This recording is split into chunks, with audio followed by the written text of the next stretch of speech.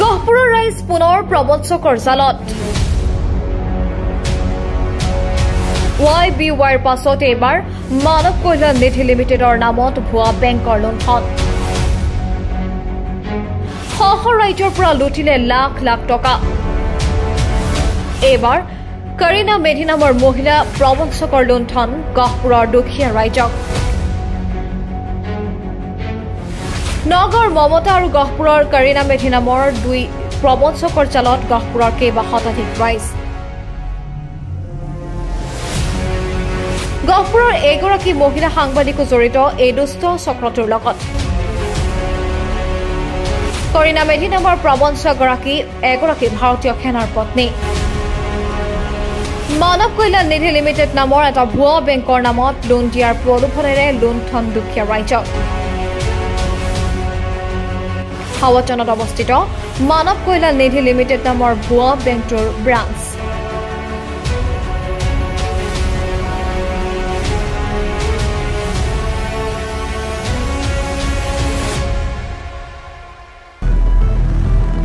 ৰাজ্যত কাঠফুলাৰ দৰে ঠনধৰি উঠিছে ভুৱা বিত্তীয় প্ৰতিষ্ঠানবোৰ প্ৰশাসনেও প্ৰায়ে এই ভুৱা বিত্তীয় প্ৰতিষ্ঠানবোৰৰ বিৰুদ্ধে কঠোৰ পদক্ষেপ গ্ৰহণ কৰি বহু প্ৰবঞ্চকক কাৰাগাৰলৈ প্ৰেৰণ কৰিছে কেতিয়াবা ট্ৰেডিং এপত ধন বিনিয়োগ কৰি ৰান্ধগন খাইছে নহলে কেতিয়াবা ভুৱা বিত্তীয় প্ৰতিষ্ঠানে লোন দিয়াৰ নামত দুখীয়া ৰাইজক প্ৰলোভন দি বহু ধন আত্মসাৎ কৰিছে এইবাৰ গহপুৰত এটা ভুৱা বিত্তীয় প্ৰতিষ্ঠানে ৰাইজৰ মূৰত ৰামটাঙন মাৰি লাখ লাখ টকাৰ লুণ্ঠন চলালে কিছুদিনৰ পূৰ্বে YBY নামৰ ট্ৰেডিং এপটোৱে গহপুৰৰ ৰাইজৰ পৰা বহু কোটি টকা লুণ্ঠন কৰি লৈ গ'ল এইবাৰ পুনৰ গহপুৰৰ ৰাইজ অন্য এক প্ৰবঞ্চক চক্ৰৰ জালত পৰি লাখ লাখ টকা হেৰুৱাব লগা ঘটনা পোহৰলৈ আহিছে হাৱাজানত অৱস্থিত মানৱ কল্যাণ নিধি লিমিটেড নামৰ এটা ভুৱা বিত্তীয় প্ৰতিষ্ঠানে গহপুৰৰ বহু দুখীয়া ৰাইজৰ পৰা লোন দিয়াৰ প্ৰলোভনেৰে ফিক্সড ডিপজিটৰ নামত 20% আগধন হিচাপে একোজন ব্যক্তিৰ পৰা 80,000 টকা পৰ্যন্ত সংগ্ৰহ কৰাৰ তথ্য পোহৰলৈ আহিছে এইবাৰ দুগৰাকী মহিলা প্ৰবঞ্চকৰ জালত পৰি গহপুৰৰ বহু দুখীয়া ৰাইজে কষ্টোপাৰ্জিত গাঁঠিৰ ধনকেইটা হেৰুৱাবলগীয়া হোৱাত দুখত ভাঙি পৰিছে কেইমাহমানৰ পূৰ্বে নগাঁৱৰ মমতা নামৰ এগৰাকী মহিলা প্ৰবঞ্চকৰ জালত পৰি জাগিৰোডৰ বহু ৰাইজে কোটি কোটি টকা হেৰুৱাবলগীয়া হৈছিল ঘটনা সন্দৰ্ভত মমতা নামৰ প্ৰবঞ্চকগৰাকী আৰু তেওঁৰ দুগৰাকী সংযোগী প্ৰবঞ্চকক আৰক্ষীয়ে গ্ৰেপ্তাৰ কৰি কাৰাগাৰলৈ প্ৰেৰণ কৰিছে সেই মমতা নামৰ প্ৰবঞ্চকগৰাকীয়ে এইবাৰ গহপুৰতো কৰীনা মেধি নামৰ এগৰাকী মহিলাৰ সহযোগত গহপুৰৰ সেই একেই মানৱ কল্যাণ নিধি লিমিটেড নামৰ ভুৱা বিত্তীয় প্ৰতিষ্ঠানটোৰ নামত লোন দিয়াৰ প্ৰলোভন দি দুখীয়া ৰাইজৰ পৰা লাখ লাখ টকা সংগ্ৰহ কৰিবলৈ ধৰিলে 45 দিনৰ পাছত লোন হ'ব বুলি ফিক্সড ডিপজিটৰ নামত 20% আগধন হিচাপে সংগ্ৰহ কৰি বহু সৰ্বসাধাৰণ লোকক লুটিবলৈ আৰম্ভ কৰিলে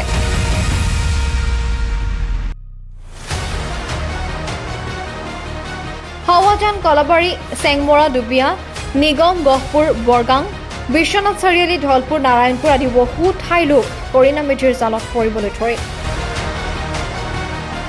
অতি লক্ষণীয় বিষয় যে গহপুৰৰ এগৰাকী সন্মানীয় মহিলা সাংবাদিকো এই প্ৰবঞ্চক চক্ৰটোৰ লগত জড়িত হৈ থকা কথা পোহৰলৈ আহিছে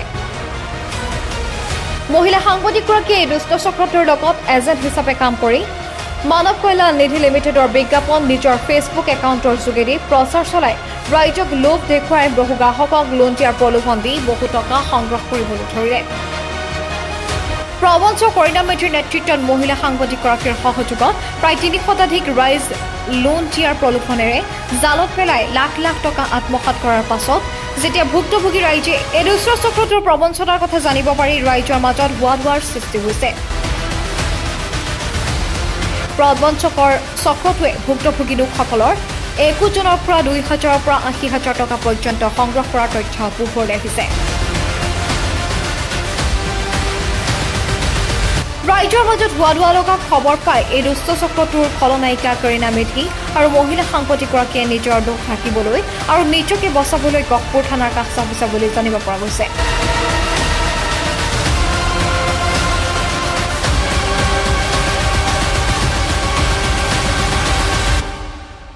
প্ৰবঞ্চনাৰ জালখন হাৱাজান গহপুৰ বিশ্বনাথ চাৰিআলিৰ কেটেলা অঞ্চলত বিয়পি পৰিছে। এতিয়া আমি তেখেতসকলৰ ওচৰলৈ যাব বিচাৰিছোঁ, যিসকল ব্যক্তিৰ পৰা সেই প্ৰবঞ্চনা জালখন পেলাই বহু টকা হৰলৌকিক কৰি লৈ গুচি গ'ল। আহকচোন আমি তেখেতসকলৰ লগত কথা পাতোঁ, যিসকলক প্ৰবঞ্চনা কৰি তেখেতসকলৰ পৰা বহুত ধন সংগ্ৰহ কৰি পৰিণামী নামৰ ব্যক্তিজনে তেওঁলোকক সৰ্বশান্তা কৰিলে। আহক তেখেতসকলৰ পৰা জানিব বিচাৰোঁ ভুক্তভোগী ৰাইজসকলৰ পৰা।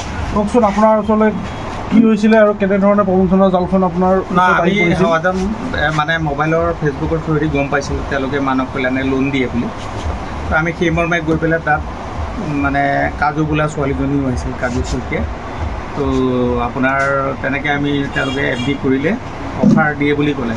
20,000 টকা দিলে 2 লাখ টকা লোন দিব বুলি ক'লে 25 দিনৰ ভিতৰত। তেনেকৈ আমি মানে টকা জমা কৰিলোঁ, এখন ৰচিদ দিলে আপোনাৰ মানে এইটো জানুৱাৰী মাহে হ'ব। তাৰপিছত সেয়াই আৰু দিয়াৰ পিছত তেনেকৈ ওলমাই থৈ দিলে, ফোনত কথা পাতে, কেতিয়াবা ফোনটো ৰিচিভ কৰে, কেতিয়াবা নকৰে, তেনেকৈ পলাই মানে থাকে। যদি গৈছোঁ কিবা বাৰু গৈছোঁ, লগ নাপাওঁ, আমাক তেনেকৈ ঠগ প্ৰবঞ্চনা কৰি আহিছে ইমান দিন। তো আমিও বহুত কষ্টৰ টকা আৰু মাজতে 27 জুলাইত কিবা মেইনটেনেঞ্চ চাৰ্জ লাগে বুলি ক'লে 2,000 টকা অনলাইন যোগে পঠিয়াই দিলোঁ। এই কথাষাৰ কোনে কৈছিলে? কৰিণা মেধি। মোৰ ৰেকৰ্ড আছে মোবাইলত।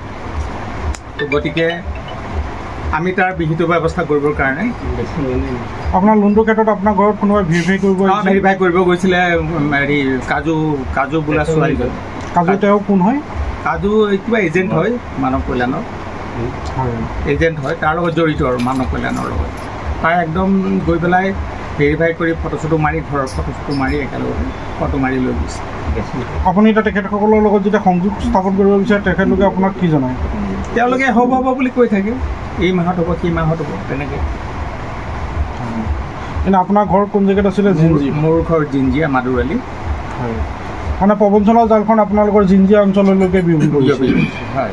আহক আমাৰ মাজত আৰু এজন ব্যক্তি আছে, তেখেতৰ পৰা জানিব বিচাৰোঁ।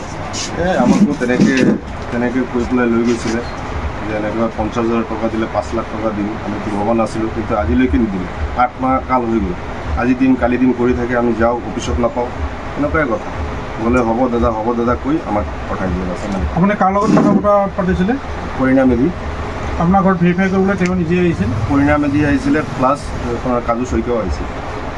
কাজু শইকীয়া, হয়, ঠিক আছে। আৰু এজন ব্যক্তি আছে আমাৰ লগত, তেখেতৰ পৰা জানিব বিচাৰোঁ যে তেখেতক কি ধৰণে তেখেতক লুটপাট চলাই লৈ গ'ল বহু টকা। হয়, একচুৱেলি কি হৈছে মানে মোৰ এইটো ব্যৱসায় প্ৰতিষ্ঠান, আৰু এই ব্যৱসায় প্ৰতিষ্ঠানৰ কাৰণে মই অলপ লোন বিচাৰিছিলোঁ। আৰু লোনটো ধৰক আমাৰ বিজনেছ ব্যৱসায় সম্পৰ্কণৰ কাৰণে লোন লাগেই। গতিকে তেনে ক্ষেত্ৰত তেওঁ মোৰ লগত চিনাকি হৈছিলে মোৰ বন্ধু বিমল কৰ্মকাৰৰ যোগেদি। আৰু এটা কথা আমি গম পাইছিলোঁ যে ইয়াতে আমাৰ তেওঁৰ নিজৰ মানুহ আছে বৰগাং অঞ্চলত। তেখেতসকলৰ লগত তেওঁলোকক আমি ৰেফাৰেঞ্চ লৈ পেলাই আমি তেওঁলোকক গৈছিলোঁ। গৈ আমাক খুব কম দিনৰ ভিতৰতে 15 দিনৰ ভিতৰতে আমাৰ এটা ঋণ এটা আগবঢ়াই কৈছিলে।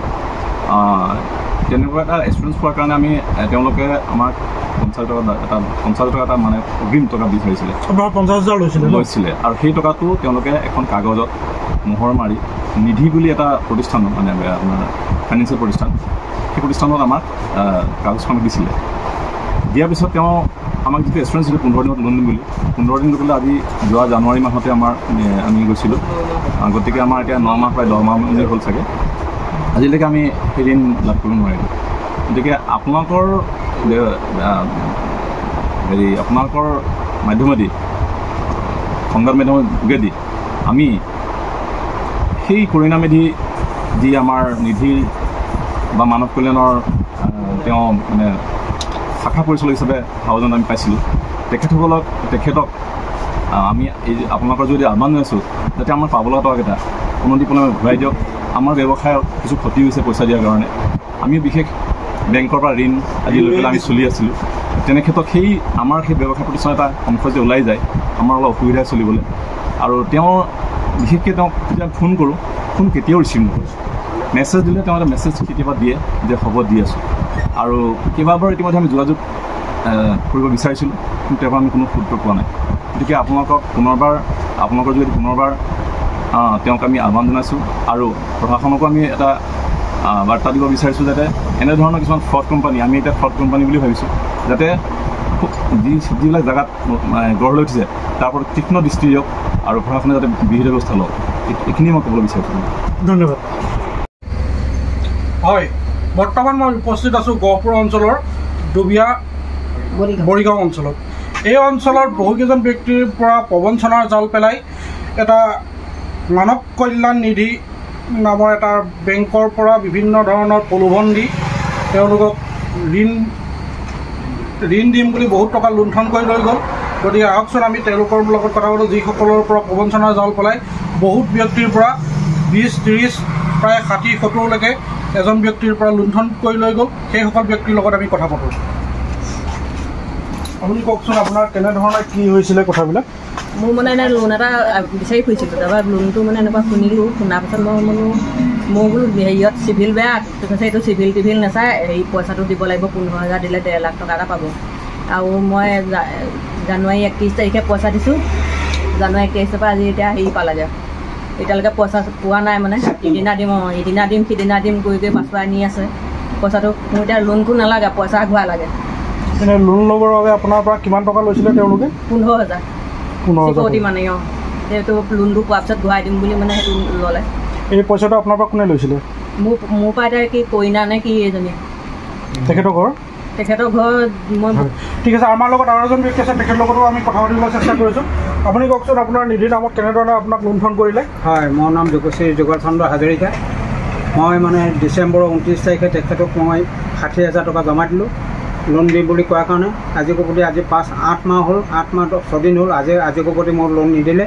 গতিকে মই এটাই অনুৰোধ কৰিছোঁ আপোনালোকৰ সন্মুখত, মোক যাতে পইচাকেইটা দি মোক পৰিয়াল পোহাত উপকৃত কৰে। আপুনি পইচাটো কাৰ হাতত দিছিলে? পইচাটো মই কইনাৰ হাতত দিছিলোঁ। কইনা ন? কইনা তেখেতৰ ঘৰ? তেখেতৰ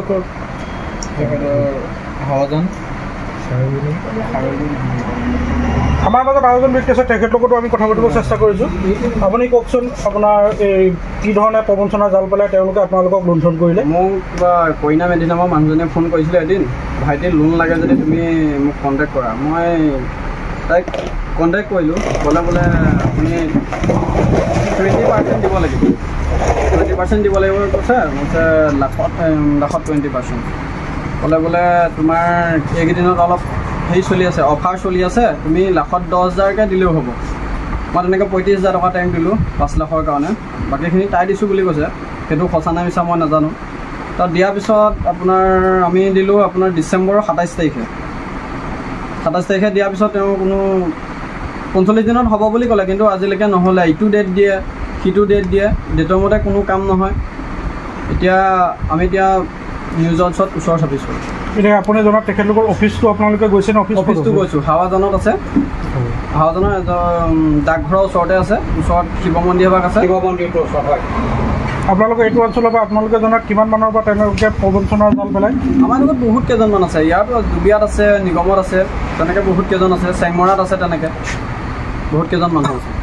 তেওঁলোকে আপোনালোকক কি বেংকৰ নামত পইচা দিম বুলি কৈছিলে নে কিবা নিধি আছিলে ন?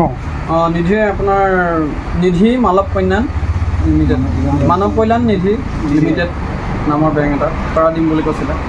তাত আমাৰ ফিক্সড ডিপ'জিট হিচাপে পইচা লৈছিলে। কিমান টকা লৈছিলে আপোনালোকৰ পৰা ফিক্সড ডিপ'জিট হিচাপে? ফিক্সড ডিপ'জিট আপোনাৰ লাখত 20% আছিলে। আমি যেতিয়া দিছিলোঁ কৈছে তোমালোকৰ অফাৰ আছে, 10% দিলেই হ'ল। আমি তেনেকৈ 10%কৈ দিছিলোঁ। আমাৰ মাজত আৰু এজন আছে, তেখেতৰ ওচৰলৈ আমি যাবলৈ চেষ্টা কৰিছোঁ। নমস্কাৰ, মোৰ নাম জিন্তু গগৈ। আপোনাৰ মানে কি হ'ল, এনেকৈ বেংকৰ পৰা লোন ল'ব বিচাৰিছিলোঁ। তাৰপৰা তেওঁলোকে ক'লে যে এনেকুৱা কথা, আমাৰ ইয়াতে লোন দি আছে, চিভিল টিভিল ক'ত একো দৰকাৰ নাই। এনেকৈ কোৱা দেখি মই বোলো ভালেই হ'ল বোলো, চিভিল দৰকাৰ নাই যেতিয়া লৈ লওঁ। তাৰপৰা আমাৰ ভণ্টি এজনী আছিলে, মধুস্মিতা বৰা বুলি, তাই দিলোঁ পইচাটো। তেনেকৈ আপোনাৰ 15,000 দিলোঁ মই। মোক ক'লে যে অফাৰ আছে, 1.5 লাখত 15,000 দিলে হ'ব। এতিয়া 45 দিনৰ ভিতৰত হ'ব বুলি ক'লে মোক। মই 45 দিনৰ কাৰণে ধৈৰ্য ধৰিলোঁ। তাৰপৰা গ'লোঁ অফিচলৈ গ'লে মানে কি কয় যে 20 তাৰিখে হ'ব, 15 তাৰিখে হ'ব, 13 তাৰিখে হ'ব, তেনেকৈ মানে ডেট মানে দি মানে এতিয়া আপোনাৰ আগষ্টৰ 20 তাৰিখে ডেট দিছিলে লাষ্ট। আগষ্টৰ 20 তাৰিখো নহ'লে মোৰ। এতিয়া আকৌ আপোনাৰ সোমবাৰ দিনাখন গৈছিলোঁ, যোৱাটো সোমবাৰে যাওঁতে ক'লে কি যে আপোনালোকৰ পইচাটো ৰিটাৰ্ণ দিম, সোমবাৰে বুধবাৰে ক'লে যে আপোনালোকৰ ডেটটো ফিক্স কৰি দি আছোঁ। বুধবাৰে গ'ল, আজি আপোনাৰ শুক্ৰবাৰ হৈ গ'ল, আজিলৈকে খা খবৰ নাই। ফোন কৰিলে কি কৰে, ফোনটো ৰিচিভ কৰে পিতেকে কাটি দিয়ে, কেলৈ ৰিচিভ কৰি চাবলৈ গ'লে। তাৰপৰা তাইতো ফোন ৰিচিভ নকৰে, পিতেকে কেতিয়াবা লৈ থাকিলে মানে পিতেকে ৰিচিভ কৰিলে মানে তাইক মানে পিতেকৰ গালি পায়, পৰিণামে দিয়ে মানে। আপুনি হৈ আছে মানে মোক মানে অন্য একো নালাগে, লোন নালাগে মোক, পইচাটো ঘূৰাই দিলে হ'ল সোনকালে। আপুনি যিগৰাকী মধুস্মিতা বৰা বুলি ক'লে তেওঁ অফিচৰে আছিলে নে তেওঁৰ কিবা তেওঁ কৰ্মৰত আছিলে? তাই মানে এজেণ্ট হিচাপে আছিলে, যে তাই কাষ্টমাৰ মানে গোটাই দিছিলে, মানে সিহঁতে যিমানটো কাষ্টমাৰ গোটাই দিব মানে সিহঁতৰ সেইটো প্ৰফিট থাকে মানে। সেইটো আমি ইমানটো নহয়, পিছতে গম পাইছোঁ যে কিবা এটা প্ৰফিট থাকে বোলে। আপুনি যিগৰাকী ব্যক্তিক দিছিলে তেখেতৰ ঘৰ দুবিয়াত হয়, দুবিয়া পথাৰ। ধন্যবাদ। হয়। মানৱ কল্যাণ নামৰ যিটো বিত্তীয় প্ৰতিষ্ঠানে আপোনাৰ ওচৰত প্ৰবঞ্চনাৰ জাল পেলাই আপোনাৰ পৰা বহু টকা হৰলুকি কৰিলে বুলি আমি গম পাইছোঁ। আপোনাক কেনেধৰণে প্ৰবঞ্চনাৰ জালখন আপোনাৰ ওচৰত আহি পৰিল তাৰ ওপৰত আপুনি কওকচোন হয়। এটা চেনেলত আপোনাৰ ৱেব পৰ্টেলত এডভাৰটাইজ পাইছিলোঁ। কাজু শইকীয়া নামৰ সাংবাদিক এগৰাকী হয়, তেখেতে এডভাৰটাইজ দিছিলে যে মানৱ কল্যাণ নিধিত আপুনি ফিক্সড ডিপজিট কৰিলে লোন পোৱা হয় বুলি দিছিলে। 10,000 টকাত আপোনাৰ 1 লাখ টকা লোন পাব বুলি দিছিলে, আৰু সেইদিনাখনি এটা অফাৰ দিছিলে, 50% অফাৰ বুলি এটা আহিছিলে, আৰু এটা 20,000 টকা দিলে 2 লাখৰ লোন আছিলে। সেইমতে মই কাজু শইকীয়াৰ লগত কণ্টেক্ট কৰিছিলোঁ। কণ্টেক্ট কৰি হাৱাজানত চেণ্টাৰত আছে অফিচটো, তালৈ গৈছিলোঁ। সেইমতে মই কাজু শইকীয়া গুগল পে' একাউণ্টতে দিছিলোঁ 20,000 টকা, আৰু মোক এটা ফিক্সড ডিপজিট কৰা ৰিচিপ্ট এটা দিছিলে। আৰু আজি আপোনাৰ 9 মাহ হৈ গ'ল লোন দিম বুলি, লোনো দিয়া নাই। আৰু FD ৰিটাৰ্ণৰ কাৰণে মই এপ্লিকেশ্যন কৰিছিলোঁ, 14 দিনৰ ভিতৰত FD ৰিটাৰ্ণ দিম বুলি কৈছিলে। FD ৰিটাৰ্ণৰ এপ্লিকেশ্যন কৰা আজি আপোনাৰ 3 মাহমান হৈ গ'ল, আজিলৈকে FD ৰিটাৰ্ণ কৰা নাই আৰু লোনো দিয়া নাই। এই কাজু শইকীয়া কোন হয়? কাজু শইকীয়া এগৰাকী ৱেব পৰ্টেলৰ সাংবাদিক হয়, গহপুৰৰ। হয়, মই বৰ্তমান উপস্থিত আছোঁ অন্য এখন গাঁৱত, গহপুৰ অঞ্চলৰে নিগম। এই অঞ্চলৰ পৰাও বিভিন্নজন ব্যক্তিৰ পৰা মানৱ কল্যাণ নিধিৰ নামত প্ৰবঞ্চনাৰ জাল পেলাই বিভিন্ন ধৰণৰ ব্যক্তিৰ পৰা বহু টকা হৰলুকি কৰি লৈ গ'ল। আহকচোন আমি তেখেতসকলৰ ওচৰত যাওঁ, যিসকল ব্যক্তিক সৰ্বসান্তা কৰি তেখেতসকলক লুণ্ঠন চলালে এই নিগমটোৱে।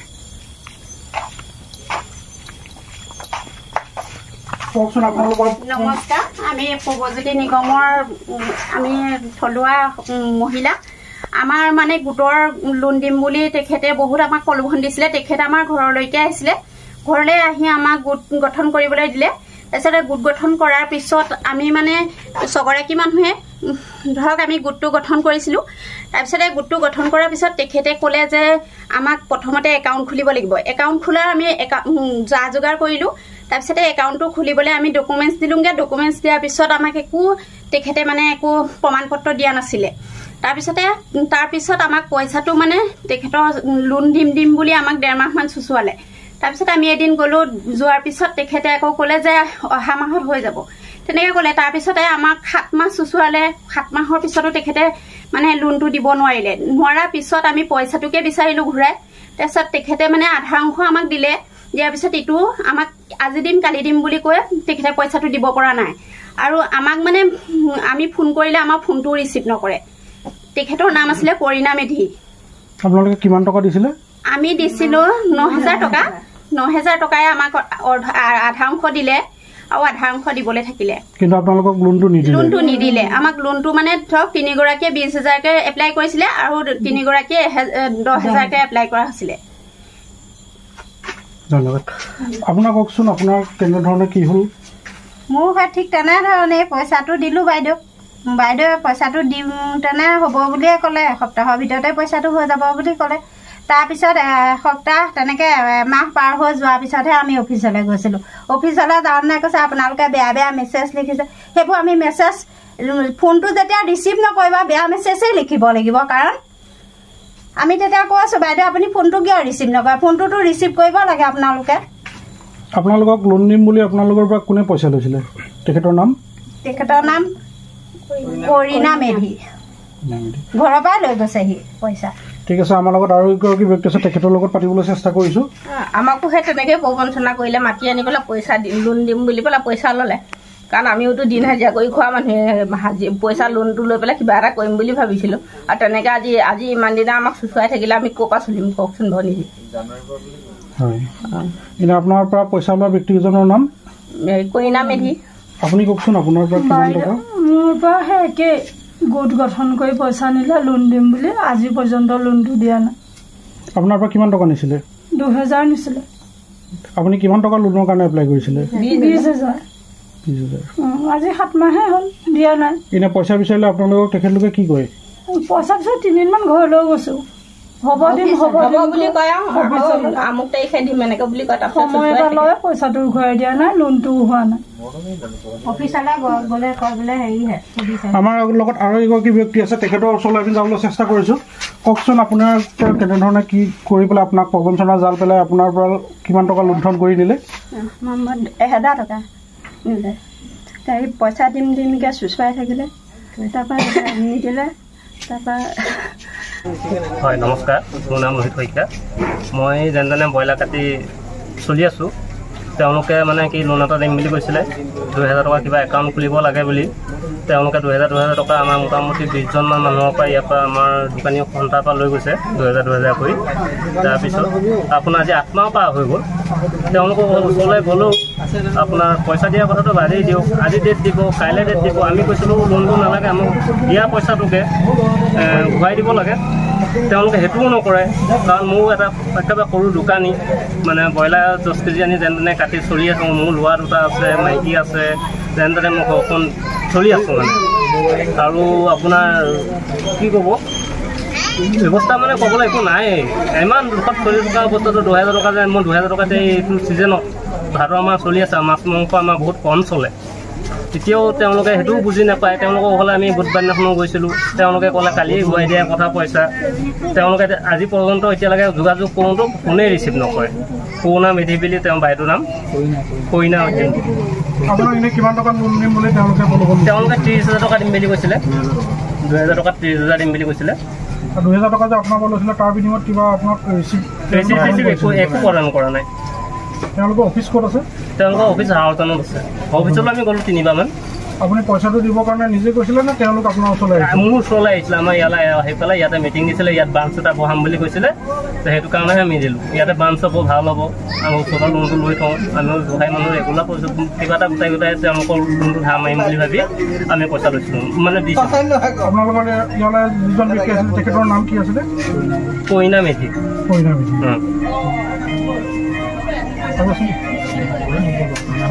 আপোনাৰ পৰা কিমান টকা তেওঁলোকে লৈছিলে 2000 আপোনাক কিমান টকা লোন দিম বুলি কৈছে 20000 এতিয়া লোনো নাই নিজৰ পইচাটোও নাই আপোনাক এনে কিমান দিন ল'ব তেওঁলোকে পইচা 8 মাহমান হ'ল তেওঁলোকে আপোনাৰ যদি লোনৰ কথা কয় তেওঁলোকে আপোনাক কি ধৰণৰ মন্তব্য প্ৰদান কৰে মই হ'ব ঘূৰাই দিম নহ'লে অকণমান ৰ'বা আমাৰ কথা পাতিম ছাৰৰ লগত হোৱা নাই তেনেকৈ আপোনাক যিজন ব্যক্তি আপোনাৰ হাতৰ পৰা পইচা লৈ গৈছিলে তেখেতৰ নাম কি আছিল কিৰণ মেধি কইনা মেধি ধন্যবাদ এতিয়া আমাৰ প্ৰশ্ন কিয় গহপুৰৰ ৰাইজ বাৰে বাৰে এই দুষ্ট চক্ৰবোৰৰ জালত পৰে ভুক্তভোগী ৰাইজসকলে ঘূৰাই পাবনে তেওঁলোকে দিয়া গাঁঠিৰ ধন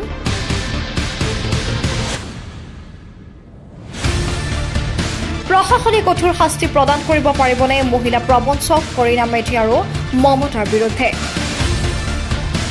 খোৱা বিত্তীয় প্ৰতিষ্ঠানটোৰ প্ৰচাৰ চলাই দুখীয়া ৰাইজৰ গাঁঠিৰ ধন কেতিয়া গতাই কমিশ্যন খোৱা প্ৰবঞ্চক মহিলা সাংবাদিকগৰাকীৰ বিৰুদ্ধে বিহিত ব্যৱস্থা গ্ৰহণ কৰিব পাৰিবনে আৰক্ষীয়ে নে আৰক্ষী প্ৰশাসনে এই প্ৰবঞ্চকৰ চক্ৰটোক নিৰাপত্তাহে প্ৰদান কৰিব news desk report NE24 Prime News